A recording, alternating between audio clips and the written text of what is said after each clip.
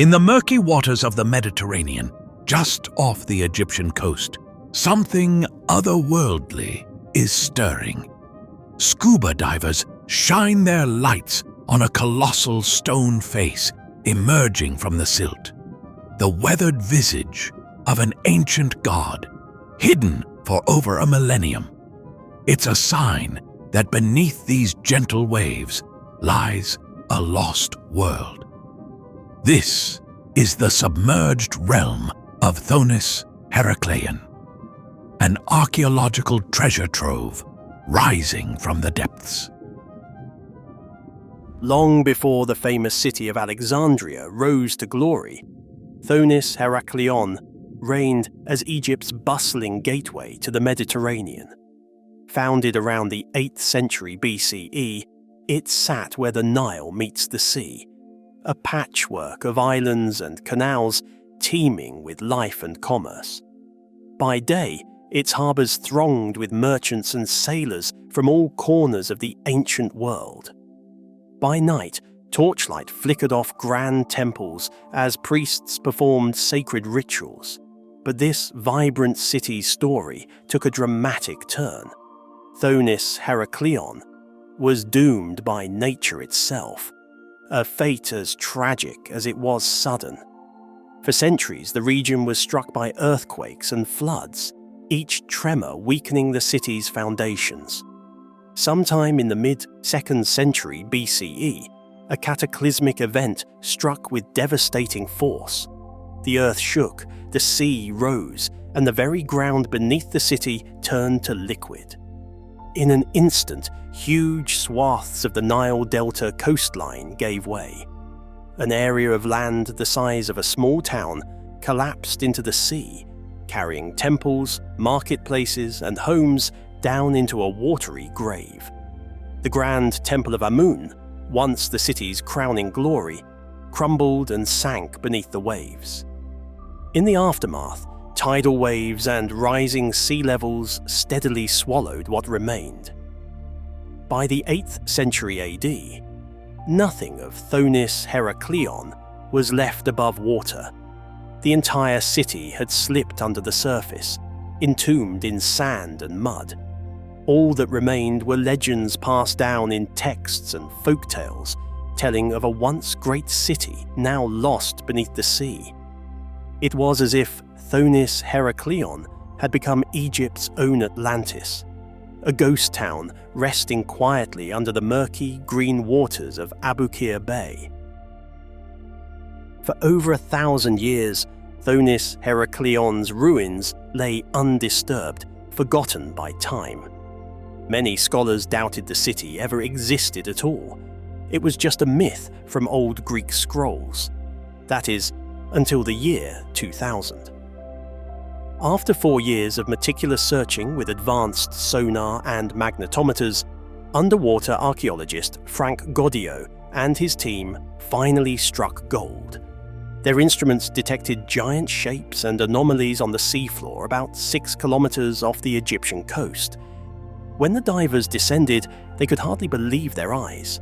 Scattered on the sea bottom were massive stone blocks and broken columns, clearly crafted by human hands. Then came the definitive proof, a slab of black granite inscribed with faint hieroglyphs, announcing the decrees of an ancient pharaoh. In that electrifying moment, the legend became reality. Thonis-Heracleion had been found. The city that vanished beneath the waves over a millennium ago was right there, 10 meters underwater, remarkably preserved under layers of sand and silt. This discovery even solved a historical puzzle. Those hieroglyphic inscriptions revealed that Thonis, its Egyptian name, and Heracleion, its Greek name, were one and the same city. What had once been 2 names in dusty history books turned out to be a single, extraordinary place, and now its story could finally be told. With the city located, the true exploration began, and what the team uncovered was beyond anyone's imagination.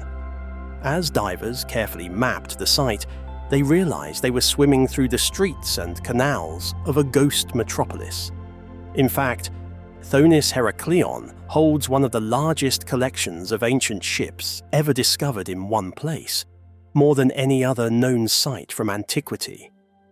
The city's layout itself emerged bit by bit, a network of canals winding among island neighborhoods, like a cross between ancient Venice and a holy temple complex.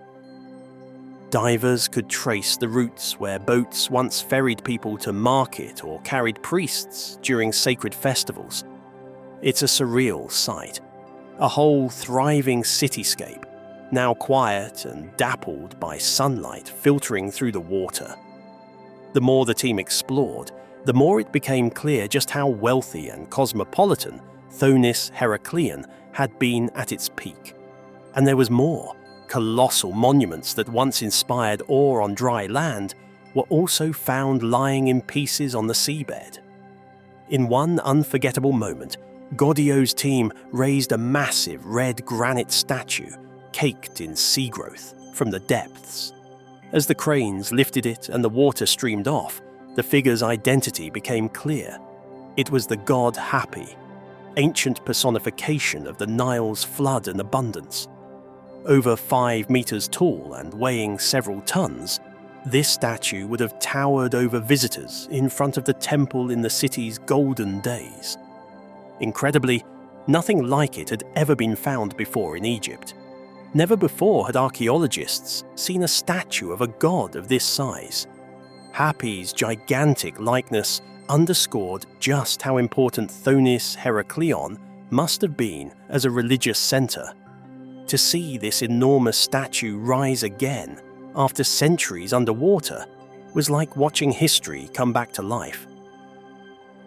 Perhaps the most tantalizing fact of all is that this underwater city is far from fully explored. But incredibly, our journey beneath the waves isn't over. As astounding as it is to uncover a lost temple city, there are even more unbelievable stories hidden in Earth's waters. In fact, we're about to leap from the realm of sunken ruins into a mystery of the present day. Up next, we'll travel from a lost city to a living enigma, to meet a tribe that, astonishingly, exists largely beneath the water even today. It's a modern-day tale of people who have adapted to an aquatic world in ways once thought impossible. How do they survive? What secrets of human endurance do they reveal? Join us in our next exploration to find out. It's a story of an underwater tribe, and a fascinating chapter of human history you won't want to miss. A fascination that many ancient history enthusiasts have is the possible existence of ruined cities under the sea.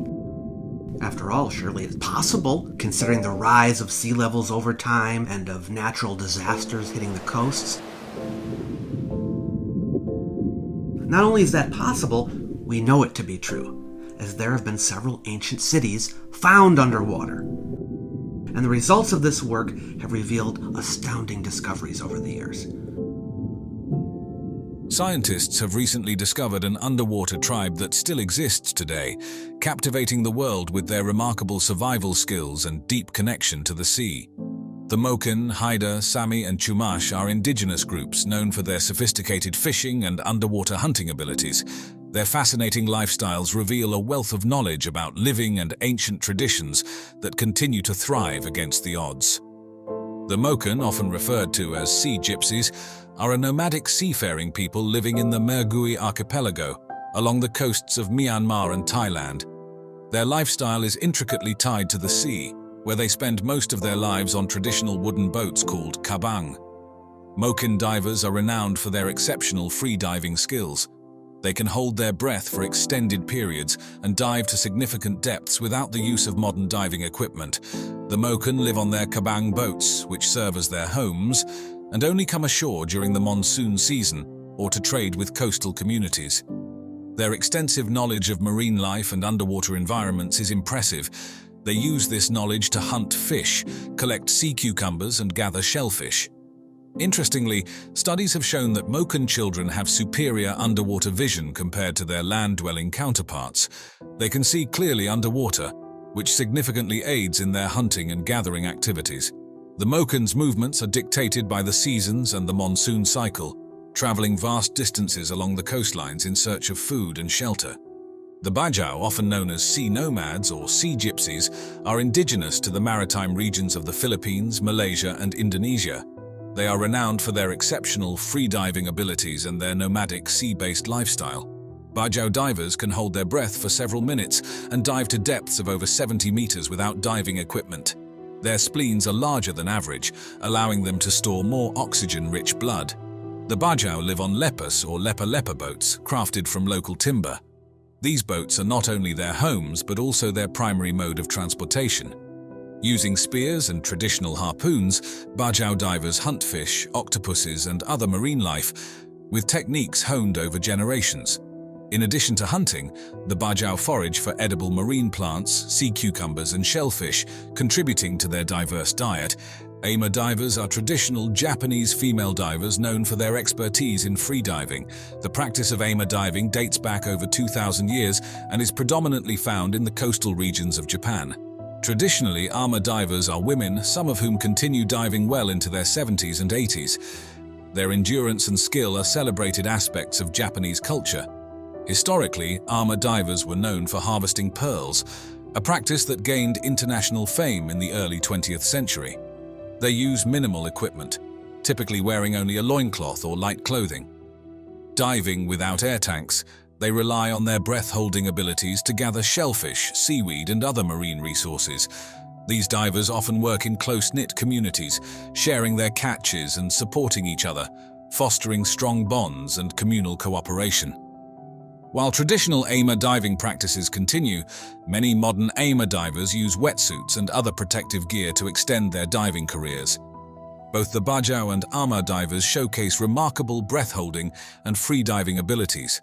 However, while the Bajau's lifestyle revolves around their nomadic sea existence, living on boats and continuously moving, the Ama divers have a more stationary lifestyle rooted in specific coastal communities in Japan. The Bajau's exceptional diving skills are essential for their day-to-day survival and are integrated into their nomadic culture. In contrast, the Ama divers' practices are steeped in centuries-old traditions, often passed down through generations within the same locality. The Haida are an indigenous people native to the Pacific Northwest coast of North America, primarily residing in the Haida-Gwaii archipelago in British Columbia, Canada, and parts of southern Alaska. They are renowned for their sophisticated fishing and underwater hunting practices, which play a crucial role in their culture and sustenance. The Haida are expert fishers, primarily focusing on salmon, halibut, and herring. They utilize a variety of traditional techniques, including fishing weirs, traps, and hook-and-line fishing. For underwater hunting, the Haida traditionally used spears and harpoons to catch fish and marine mammals. They are skilled in diving to gather shellfish such as clams, mussels, and abalone. One of the standout features of Haida culture is their beautifully crafted canoes made from red cedar. These canoes are designed for both sea and river travel, enabling efficient fishing and hunting expeditions. The Haida are also well known for their totem poles, which often depict animals and mythological beings. These poles represent stories, clan lineages, and historical events, highlighting the deep connection between the Haida people and their natural environment. The Haida have a rich oral tradition, with stories and songs that celebrate their relationship with the sea and its resources. Potlatches, elaborate feasts that involve the redistribution of wealth, are central to their social structure, and often feature seafood as a primary component. Historically, the Haida have practiced sustainable fishing and hunting methods, ensuring the long-term availability of marine resources. This includes seasonal fishing and the use of fish traps that allow younger fish to escape and grow. The Sami are indigenous people of the Arctic regions of northern Scandinavia, spanning Norway, Sweden, Finland, and Russia. Known for their rich cultural heritage and connection to the Arctic environment, the Sami have traditionally engaged in fishing and underwater hunting in the cold waters of their region. The Sami are skilled fishers relying heavily on freshwater and coastal fishing for sustenance. They catch various species, including salmon, trout, and Arctic char, using nets, hooks, and traditional traps. In addition to fishing, the Sami have historically hunted marine mammals such as seals. While primarily known for reindeer herding, which is central to their culture and economy, the Sami also integrate fishing and hunting practices into their subsistence lifestyle. The Sami possess extensive traditional knowledge of their natural environment, including the behavior of fish and marine mammals. This knowledge is passed down through generations and is crucial for their survival in the harsh Arctic conditions. Sami craftsmanship, known as duodji, includes making tools and equipment for fishing and hunting. This includes making fishing nets and spears from natural materials. The Chumash are a Native American tribe indigenous to the coastal regions of California. They have a rich maritime culture and are skilled in various forms of underwater hunting and fishing, which are integral to their way of life. The Chumash utilized plank canoes known as tomols to fish in the ocean. These canoes were expertly crafted from redwood or driftwood and allowed them to travel between the mainland and the Channel Islands. The Chumash hunted a variety of marine life, including fish, abalone, and shellfish. They used spears, nets, and traps to capture their prey. Abalone was particularly significant to the Chumash, both as a food source and for its shells, which were used to make tools, ornaments, and trade items. Chumash villages were often located near water sources, and their economy was heavily based on the abundant marine resources. They practiced complex social organization and trade networks, with dried fish and other seafood being important trade goods. The Chumash are known for their rock art, which often depicts marine life and hunting scenes. These artworks provide insight into their deep connection with the sea. The Chumash practiced sustainable harvesting techniques, including seasonal fishing and rotating fishing areas to prevent overexploitation of resources.